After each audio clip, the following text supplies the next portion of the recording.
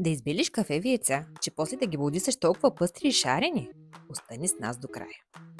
Сега гледай внимателно как кафевите яйца сменят цвета си само за няколко минути, без дори да си използвал вълшебната пръчка на Хари Потър или Мак Астор.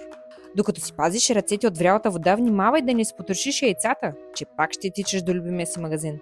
Добре, че сме заредени с изгодни предложения и много яйца. Може да ги разгледаш в онлайн брошурата ни. Вау, видя ли колко по-бели станаха?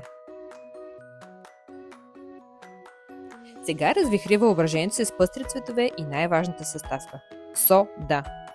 Може да действаш на око, ама по-добре си отвори и двете. Да не забравиш да си сложиш ръкавиците, че да не замине маникюра. Все пак празник идва, трябва да сме красиви. Децата ще ахнат, а мъжът ти ще е доволен, че спестила някой лев, като не взе от златните бели яйца. Идва ред на вълшебните думи.